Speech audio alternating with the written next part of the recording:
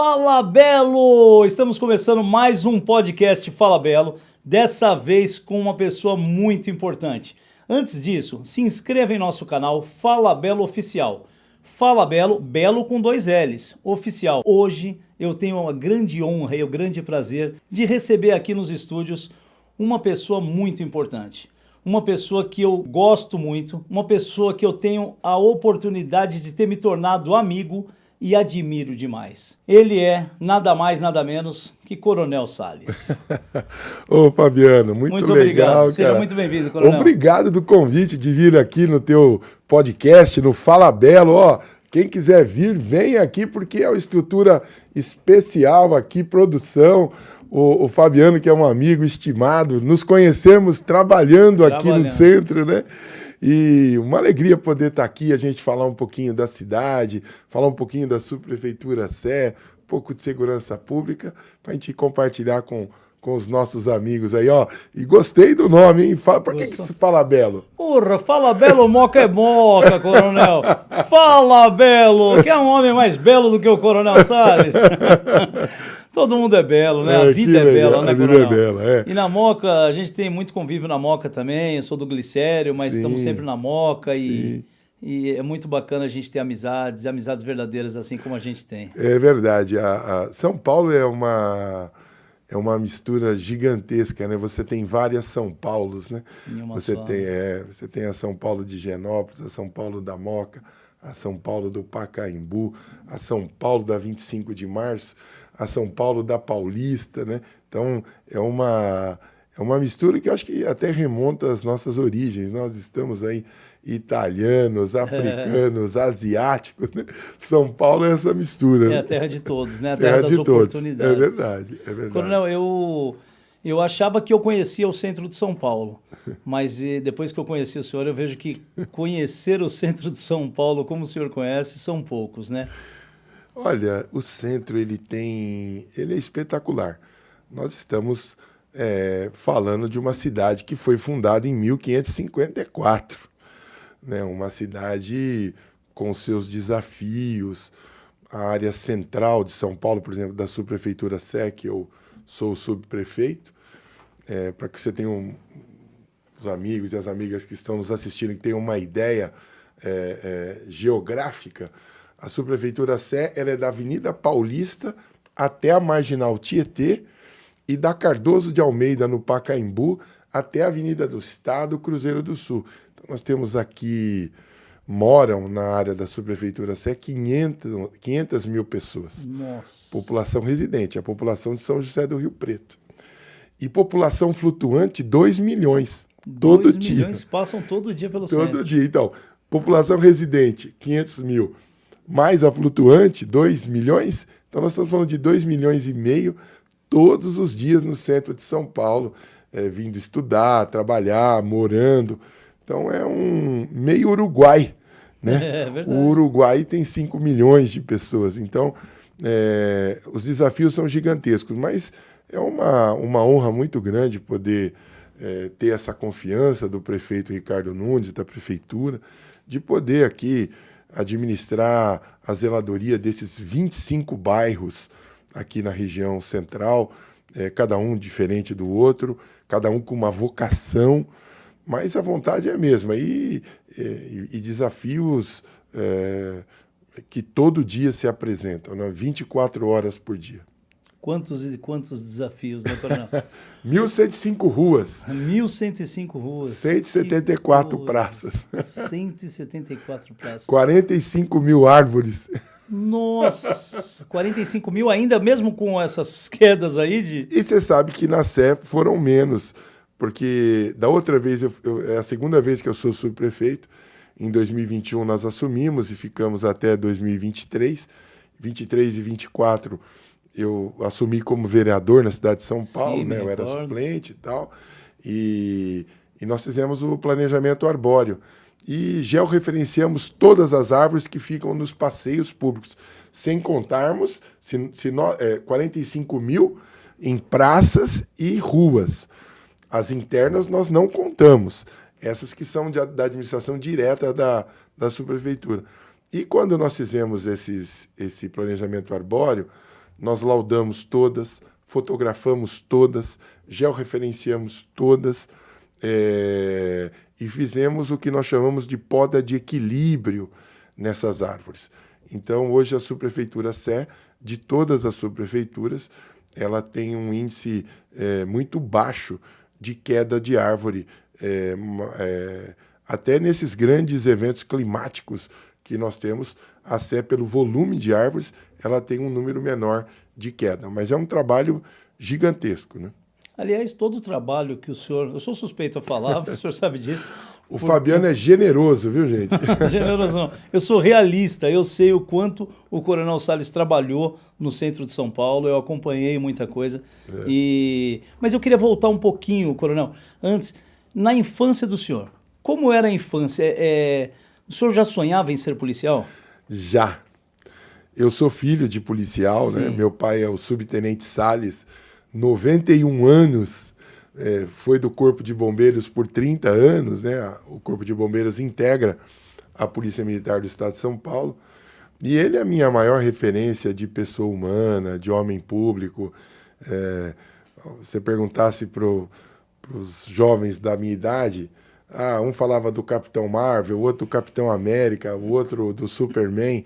O meu era o meu pai. Salles. Sempre o meu amado e querido pai, Nelson Salles, que é a minha maior referência. Então, ele teve atuações muito destacadas no Corpo de Bombeiros, no incêndio do Joelma, no incêndio do Andraus, salvou muitas pessoas. Então, ele tem Então, eu sempre via no meu pai o meu super-herói, né? E ele influenciou, lógico. Eu nasci aqui na Zona Leste, na Vila Antonieta, estudei ali na Escola Estadual de 1º e 2º grau, Moacir Campos, ali pertinho do Shopping Aricanduva, não existia shopping, lógico. E dali, com 15 anos, eu fui trabalhar numa indústria têxtil, Agilex Indústria Têxtil, aqui no centro, Sim. na Marquês de Tu. E ali eu consegui... estudava à noite, trabalhava de dia e consegui entrar na Academia do Barro Branco com 16 para 17 anos, em 1985. A Academia do Barro Branco é a nossa escola de cadetes, né, a nossa escola de oficiais. E ali, 5 anos no internato, né? Aí, em 1989, me formei como aspirante oficial. Aí fui classificado no Regimento de Cavalaria. Servi no regimento por 18 anos, trabalhei muito tempo aqui no centro, tive uma passagem também na Justiça Militar aqui do estado de São Paulo. Também servi como tenente na segurança do então governador Mário Covas. Depois voltei para a Cavalaria novamente, fiquei lá por mais 10 anos e como major fui convidado para ser ajudante de ordens do então governador Geraldo Alckmin. Aí fui diretor de segurança do Palácio, fui chefe de gabinete da Casa Militar e diretor executivo da Defesa Civil, coordenador adjunto da Defesa Civil em todo o estado de São Paulo. Fui promovido a tenente-coronel, fui comandar a cavalaria, a unidade que eu comecei. Que legal. Comandei a cavalaria. Lá fui promovido a coronel. Fui comandar a Zona Oeste de São Paulo.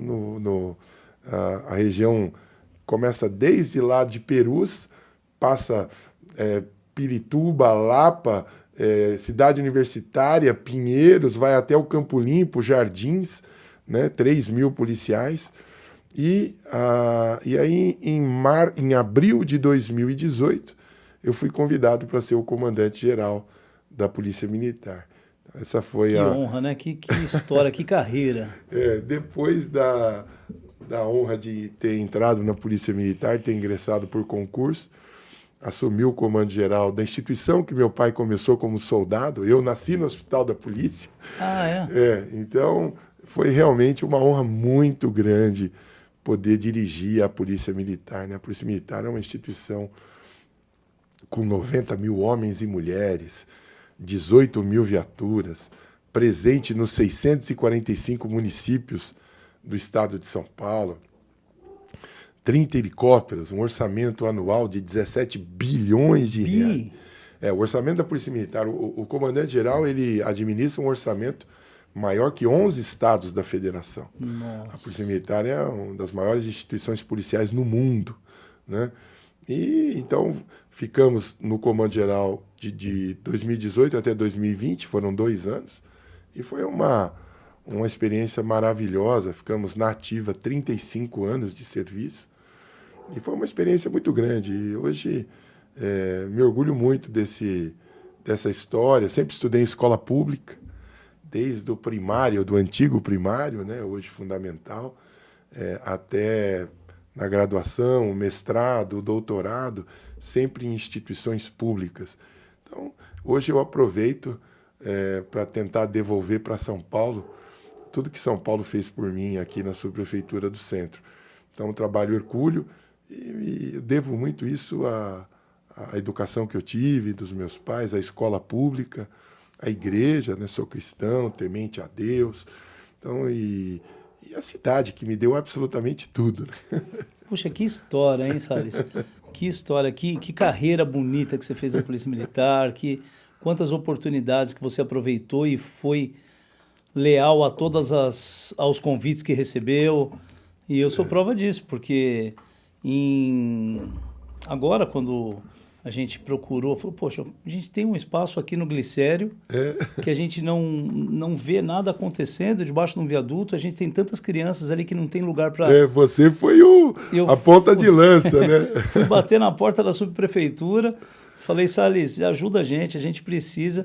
E a gente tinha acabado de se conhecer, não foi por indicação de ninguém, não foi por nada, você me recebeu super bem, como um subprefeito recebeu, né, o morador do município.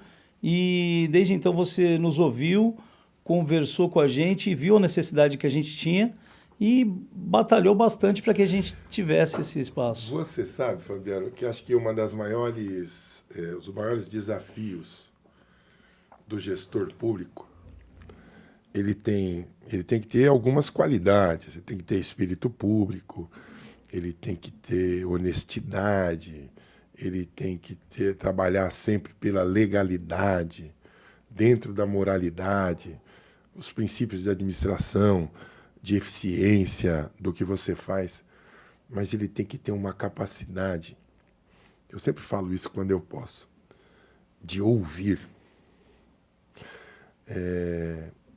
Também sou professor, mas sou muito mais aluno do que professor, porque a gente aprende todo dia.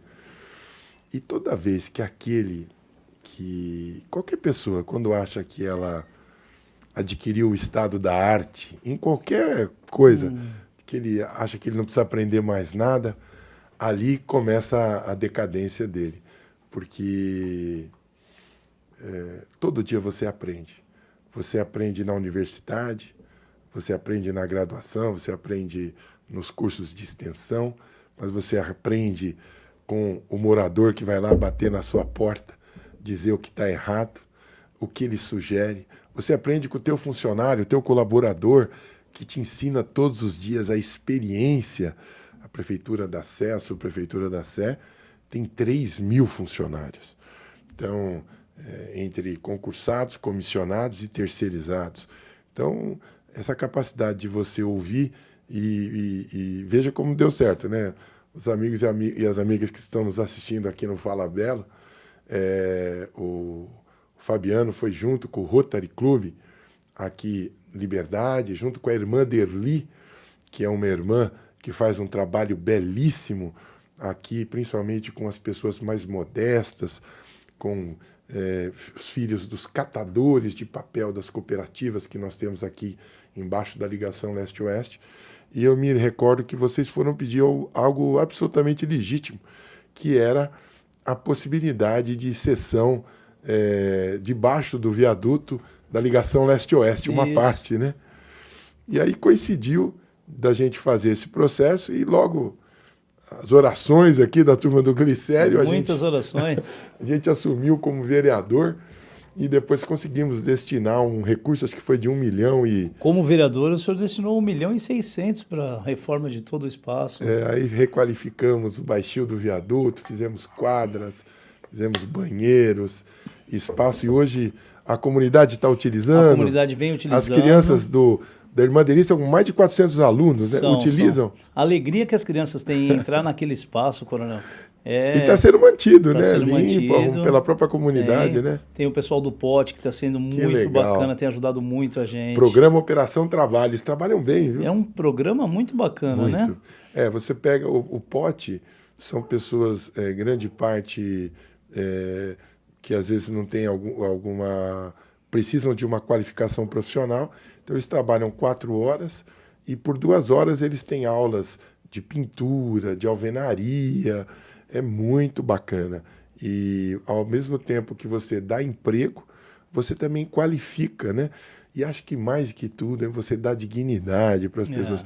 Muitas pessoas em situação de vulnerabilidade, que moram em abrigos da prefeitura, então tem oportunidade de ter o seu dinheirinho lá também. O Pote é isso, né? O pessoal que está em vulnerabilidade que recebe uma oportunidade de se qualificar. E dignidade, Dignidade, né? De trabalhar, né? Todos nós que trabalhamos, às vezes eu sempre esse exemplo, e você é uma pessoa que tem espírito público, Fabiano, e que conhece a realidade de São Paulo, a dignidade da pessoa humana, né? Então o município faz muito em todas as áreas na educação, na saúde, na assistência social, na segurança, mas ainda a gente precisa fazer mais. Então, quando você tem um programa como esse, que hoje esse programa Operação Trabalho, você consegue oferecer mais do que o emprego, uma oportunidade da pessoa se requalificar e dizer no peito, olha, eu trabalho, e terminando, já como esse programa é vinculado à Secretaria do Desenvolvimento e Trabalho, já consegue ter encaminhamento para alguma empresa ou empreiteira, fábrica, loja, dependendo do que ele foi qualificado. Então, é um verdadeiro resgate das pessoas. A oportunidade tem, né, Salles? A oportunidade tem. O problema é que, às vezes, a pessoa não quer aceitar, né? Muita gente, às vezes, recebe a oportunidade, mas não sabe como mudar. A gente pode... Tem uma frase que eu escuto sempre, que é do Coronel Salles.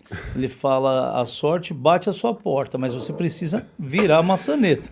Mas você sabe que nós temos ainda... O Brasil é um país, em relação a outras nações, jovem, pouco mais de 500 anos, mas nós temos desafios da união a ser enfrentado. Por que eu falo da união? Porque São Paulo é uma cidade que ela tem uma vocação natural de acolher. Por que São Paulo é a maior cidade do Cone Sul? A 5ª maior cidade do mundo? Porque nós somos essa mistura. Então, os nossos antepassados que vieram da África, que vieram do Japão, que vieram da China, que vieram da Europa, que vieram de todos os cantos do mundo, vieram para cá justamente para trabalhar. Então, São Paulo foi erguida sobre os ombros de pessoas que não vieram aqui a passeio, vieram a trabalho. É a terra das oportunidades. É a terra das oportunidades e do trabalho. Então, essa vocação que a gente tem em acolher, ela também nos impõe desafios. Qual seja, hoje nós temos novas correntes migratórias. Então, você tem angolanos, você tem bolivianos, haitianos, colombianos. Então, você tem povos andinos que vêm, peruanos. Então, venezuelanos, um problema grave. Muitos vieram. De instabilidade política na Venezuela e migraram para Roraima e depois para cá. Então, hoje, para que vocês tenham uma ideia, a Prefeitura de São Paulo, ela tem nos seus hotéis sociais, nos centros de acolhimento, só de angolanos, mais de 2.000 pessoas. Só de angolanos. Então, veja você, e o que nós temos que fazer? Nós temos que acolher. Se São Paulo ela é o que é porque os imigrantes que criaram a cidade, que trabalharam aqui. Então você vai aqui na Vila Zelina, você encontra colônia de pessoas que vieram da Europa, que vieram da região da Rússia. Você vai à Liberdade, você tem japoneses, chineses. Você vai no Bom Retiro, você tem a comunidade hebraica, você tem coreanos. Então, essa mistura. Então, essas pessoas, o Brasil, a cidade de São Paulo acolhe, mas ela te impõe também desafios gigantescos. Eu, ainda como vereador no ano passado, acompanhando o prefeito Ricardo Nunes, fomos visitar um hotel aqui no centro. Aí tinha uma senhora, 2 filhos, um mais pequenininho e outro um pouquinho mais velho. Aí ela falando espanhol. Aí a gente conversando com ela, aí o prefeito perguntou, mas de onde a senhora vem e tal? Ela falou, sou da Argentina. Aí, da Argentina? Da Argentina. Eu vim com os meus 2 filhos. Mas como é que a senhora chegou em São Paulo?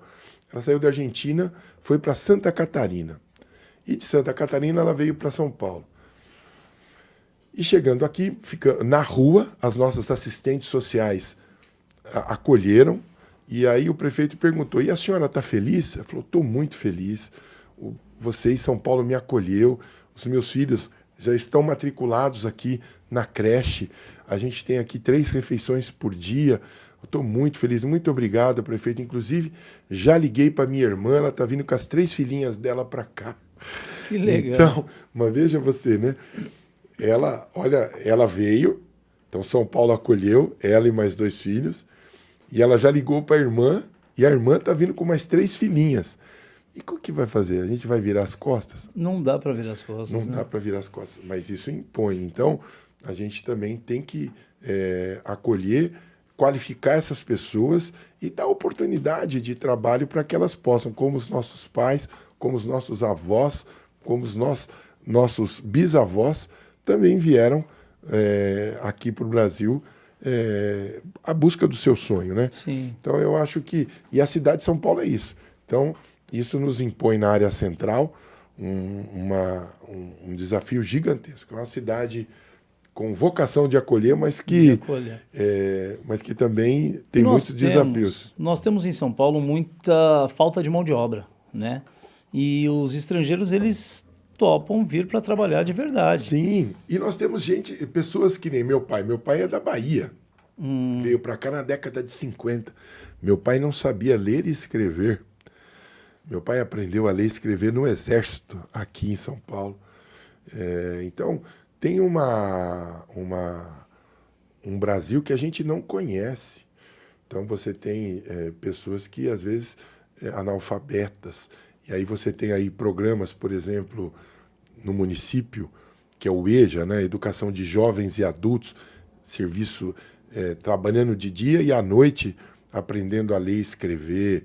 Então, no Glicério nós temos, no Colégio Duque de Caxias. Sim, tem uma classe de EJA, né? Tem. Colégio Duque de Caxias, a gente reformou a frente lá também. Reformou a frente, mais um trabalho que o senhor fez ali no Glicério. Eu gosto muito de andar a pé, né? E a gente meio que se conheceu dentro dessa linha. E estamos aí, uma expectativa gigantesca de entregar daqui 4 anos uma cidade melhor, mais humana, com uma capacidade de responder aos seus desafios. O trabalho vem sendo feito, o último desafio agora, que a gente está conseguindo vencer a duras penas, não terminou ainda, há muito trabalho a ser feito, nas cenas abertas de uso ali no centro, vulgarmente chamado de Cracolândia, mas que é uma corruptela tipo a Disneylândia do crack, mas que lá não tem nenhum tipo de alegria, é só sofrimento e dor, né? Para você ter uma ideia, em 2017, nós tínhamos ali, na área central, perto da estação Júlio Prestes, cerca de 4.000 pessoas diariamente. 4.000 4.000.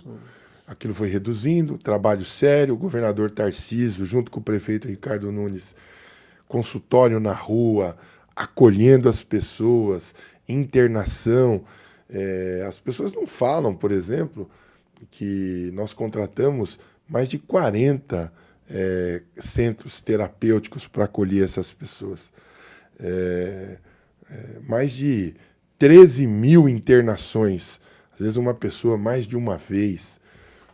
No último ano, 3.600 pessoas encaminhadas para o Hub de Cuidados, que é do estado de São Paulo. E recuperadas?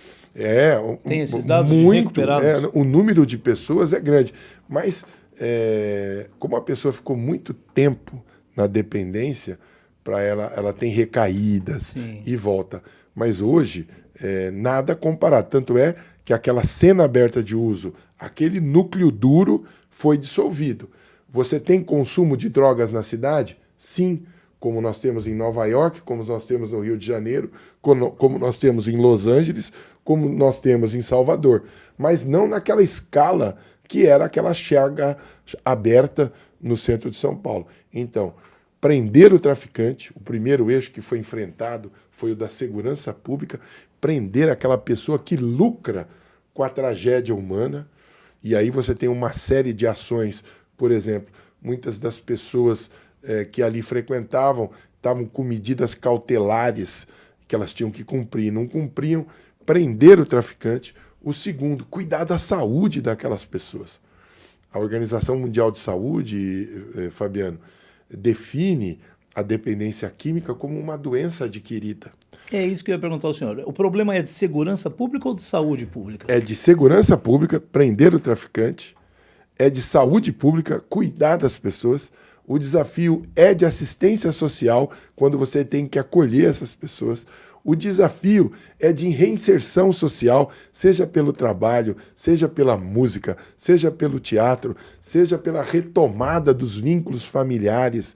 Então, você tem desafios gigantescos.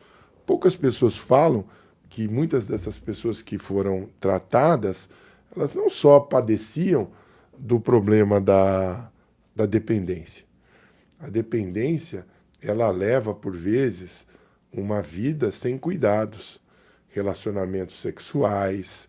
Então você tem pessoas com sífilis, um grande número de pessoas que estão sendo tratadas da sífilis, do HIV, de infecções sexualmente transmissíveis, da tuberculose. Muito caso, né? Caso de tuberculose, porque usa o mesmo copo, compartilha materiais de uso pessoal. Então, não é só a dependência química. Você tem um número grande de pessoas, quando eu falo de retomada de vínculos familiares, que são egressas do sistema prisional, ou seja, já eram de outro estado, de outras cidades, foram presas, e aí não tem mais vínculo com a família. Então, você tem que tentar retomar isso. Então, não é simples. Muitas pessoas vieram com fórmulas mágicas. Não há fórmula mágica para você enfrentar. Agora, São Paulo, o estado de São Paulo, com a prefeitura de São Paulo, deram as mãos. Então, hoje você tem, por exemplo, a ocupação da comunidade do Moinho. O crime organizado utilizava aquelas pessoas modestas como escudo para suas operações do tráfico de entorpecente. Então, hoje a Polícia Militar está lá, estamos fazendo um trabalho muito detido de recolocar essas pessoas em casas de alvenaria, programas do governo, então dá dignidade. Então você tem a saúde, a segurança pública, a assistência social, a Secretaria do Trabalho, trabalhando juntas, o governo do Estado, a Prefeitura, juntas, de mãos dadas, para enfrentar esse problema complexo que estamos vencendo, graças a Deus. Coronel, acho que nós, como cristãos, nós temos a consciência de que um traficante, quando ele vende uma droga para um dependente, ele não está destruindo só aquele ser humano, ele está destruindo toda uma família, Exato. Toda uma geração, sabe? É uma coisa que eu acho que os 10 mandamentos dizem: não roubai, não matais, mas não vender a droga. Olha, eu vou dizer para você, eu trabalhei muito tempo aqui na área central como oficial da Polícia Montada, né? E eu me recordo uma vez, 2006, 2005, 2005. Ainda o crime de... o porte de entorpecente ainda era apenado com pena privativa de liberdade. Depois, com a reforma da Lei de Drogas de 2006, não deixou de ser crime, mas não apenado. Eu lembro que nós abordamos um rapaz, eu lembro que ele não tinha 2 dentes do lado, que ele tinha perdido numa briga por conta de droga. Muito sujo, muito machucado, até foi isso que chamou a atenção. Nós paramos para abordar, para conversar com ele, para ver o que estava acontecendo, ele meio desnorteado. Aí colocamos ele sentado num banco e tal. Eu falei, mas o que você... Aí eu falei, você tem documento e tal? Ele só tinha uma carteirinha. Ele era professor substituto na Universidade de São Paulo. Falava 4 idiomas. E dependente químico. E aí nós conduzimos para o 3º Distrito Policial, me recordo, lá na Rua Aurora, porque ele estava com porte entorpecente. Mas acionamos os pais dele pelo meu telefone. E disse, a mãe desesperada, já não via o filho há muito tempo. Aí os pais foram lá pro DP e tal. Então, então, a família tem que participar desse processo. Então, não é simples. E não é coisa só de quem nunca teve oportunidade, não. Esse rapaz tinha feito intercâmbio no exterior, só que caiu na tentação, começou para cerveja, passou para bebidas destiladas, aí maconha, e aí cocaína. Tem organismo que parece que fica mais fácil dependente da droga? Tem, né? Tem. O problema da droga, a gente ouvindo o professor Ronaldo Laranjeira, por exemplo, a professora Gleuda Apolinário, pessoas que conhecem o tema, são da Universidade Federal, da Unifesp aqui de São Paulo, e a nossa formação também na academia, nas ciências policiais. A droga, o crack, por exemplo, quando a pessoa aspira aquela solução, o crack ele é feito de cocaína, ele é destilado com gasolina, soda cáustica. Você tem... É terrível a composição destrói por dentro. Só que como ela atinge o cérebro de maneira muito rápida, a primeira vez que a pessoa usa o crack, é uma sensação que a pessoa viaja mesmo. Uma sensação muito forte, muito frenética, muito que toma a pessoa sensações muito, muito intensas. Aí, da próxima vez que ela usa, ela nunca mais terá aquela sensação. Mas ela vai continuar usando, e aí ela começa a ter que usar mais para tentar buscar aquela sensação que ela teve a primeira vez, que ela nunca mais terá. E aí ela vai intensificando a quantidade, vai diminuindo o tempo do uso. A pessoa fica 3, 4 dias sem comer, ela só pensa em ficar usando a droga. Aí perde peso, começa a ter todo... Começa a cair cabelo, começa tudo. A se transformar, né, Coronel? É terrível. Então, o problema da droga é um problema que você não vence sozinho. É um desafio. Agora, a pessoa que lucra com a tragédia humana, esse tem que ser responsabilizado à enésima potência da justiça. Ele tem que ser responsabilizado com o máximo. Ele destrói uma família. Ele começa a vender tudo que tem dentro de casa, ele começa a furtar dinheiro dos pais, e aí começa a vir adquirir toda a sorte de doenças. Se a pessoa não tem mais piedade pelo pai e mãe, ela não vai ter pelo próximo. É muito trágico. Eu me recordo uma vez, eu era capitão, uma outra ocorrência muito triste. Eu lembro, hoje ele é major, hoje o Major Ciampone, ele era tenente. Ele estava comandando um pelotão e eu comandava um esquadrão, né? O esquadrão é composto por 3 pelotões. E aí ele pediu ele atendeu uma ocorrência num hotel esses hotéis de alta rotatividade no centro. E aí ele me chamou, pediu para que eu fosse para o local, que eu pudesse. Eu fui para o local. Aí uma dependente química, uma moça jovem, deu à luz dentro de um quarto de hotel. O quarto de hotel todo sujo, a cena assim assustadora, sangue. Bom, e ela estava sendo socorrida por uma viatura do SAMU que a cavalaria tinha chamado. E aí tinham 2 rapazes, também dependentes químicos, no quarto. Aí explicou. A criança, ela estava sob efeito de drogas, eles também, e eles estavam fazendo sexo os 3, e ela começou a sentir muita dor, e a criança nasceu naquele cenário. Ao meio de uma relação sexual.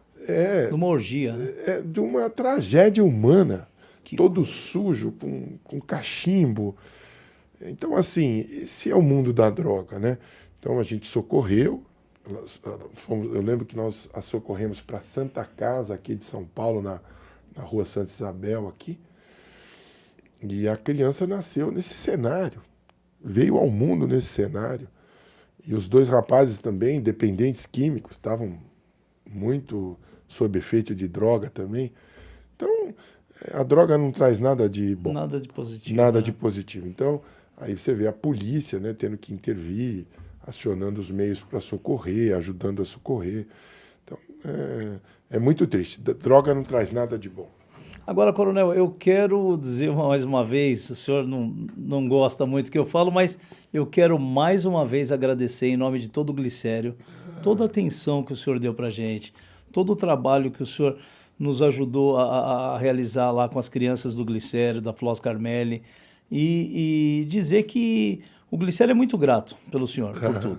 E queria pedir para que o senhor nos ajude um pouco mais em relação àquela praça, Ministro de Sá Carneiro. Sim. E eu sei que a subprefeitura tem feito um trabalho lá, eu tenho visitado lá Todos e tenho os visto. dias nós estamos Todos os lá. dias, né? Nós temos um problema ali, uma concentração de pessoas em situação de vulnerabilidade, pessoas que às vezes vão levar material reciclado naquelas cooperativas e acabam dormindo lá, algumas dependentes de álcool, e ocupam a Sá Carneiro, né?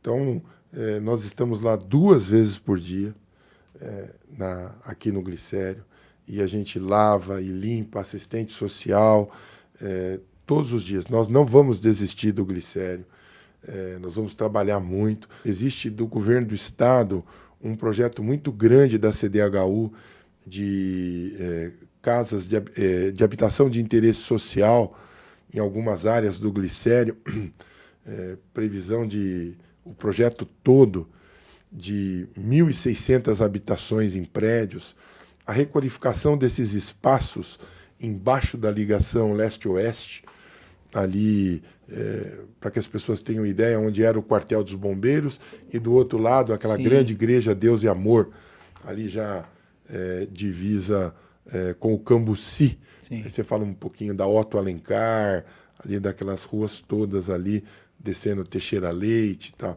Então, Junqueira Freire. Então, assim, é alvissareiro. Então, mas o trabalho de zeladoria, de iluminação. Essa semana eu estive lá na Igreja da Paz com o padre Irmanei, com o padre Paulo, com o padre Lauro.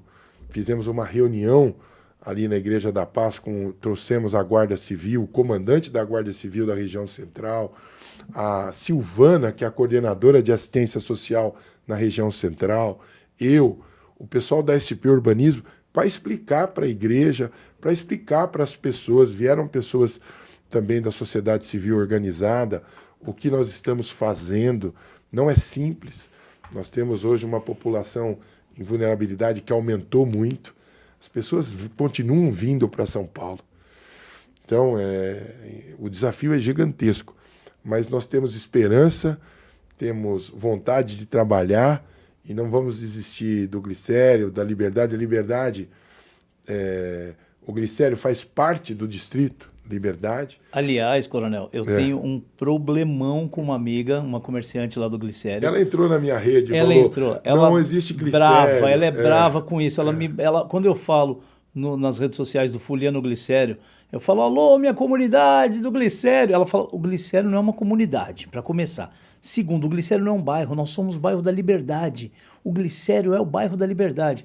Mas assim, ficou famoso como Glicério. Você não pode abrir mão da história. Você tem a Baixada do Glicério. Baixada do Glicério. Nome histórico. É lógico, você tem uma subdivisão em bairros aqui, mas você não pode, de uma hora para outra, também abrir mão dessa identidade, como o Fuliano Glicério, que as pessoas se orgulham. Eu, esses dias atrás, fui num show de stand-up comedy e estava lá um comediante. Como é o nome dele? Não é o Léo Lins, não. O Léo Lins está para ser preso. Não. Ele faz até um programa da Igor Guimarães. Igor Guimarães, sei. E ele nasceu no Glicério. O pessoal do Glicério tá louco com ele, porque ele andou falando mal do Glicério. É mesmo? Que só tem travesti, ladrão, que não sei o quê. Ele falou isso. O pessoal ficou maluco com ele lá. Ele falou que ele nasceu no Glicério. Então, veja você tem uma identidade das pessoas. Então, acho que também deve ser respeitado. E as pessoas que têm opinião diversa também, a gente respeita. Então, é um trabalho muito grande, um trabalho muito sério. E, na Liberdade, nós já tem um projeto da Esplanada da Liberdade, onde os 3 viadutos ali, que você tem na Galvão Bueno, que passam na ligação leste-oeste, a ideia é de juntar aqueles 3 e fazer uma grande esplanada com teatro. Que legal, que bacana. Então isso vai dar, e não tenho dúvida que isso irá refletir, vai ter efeitos adjacentes também aqui na parte de baixo da Liberdade, ali na região da Rua do Glicério. Rua do Glicério. Coronel, eu, em nome de todo o Glicério, hoje eu tenho um papel fundamental no Glicério. Grande embaixador, né? Embaixador do Glicério. A minha avó nasceu no Glicério. Olha aí, faleceu com 90 anos, então eu tenho quase um centenário lá da família. Mas eu acho muito importante o Glicério, porque tem muitas pessoas boas, todo mundo passou maravilhoso, pelo Glicério, sim. Sabe? Então as pessoas buscam que o Glicério, as pessoas vivem na torcida para que o Glicério melhore. E nós vamos trabalhar para isso. E é por isso que a gente confia tanto no trabalho do subprefeito, do nosso prefeito Ricardo Nunes e do nosso governador. É isso aí. Eu que agradeço a generosidade do convite, da gente poder falar um pouquinho aqui da cidade de São Paulo, da região central, e dizer que estamos às ordens na subprefeitura. Aqueles que quiserem nos acompanhar nas redes sociais @Coronel Salles, Salles com 2 L's, no Instagram, no Facebook, e aí acompanhar um pouquinho, e da subprefeitura Sé, @subprefeitura_Sé. Né? Isso aí, Coronel. Muito obrigado. Tamo junto, tá? Obrigado, Glicério e a Moca e Fala Belo! Obrigado, meu irmão. Obrigado. Um abraço, gente.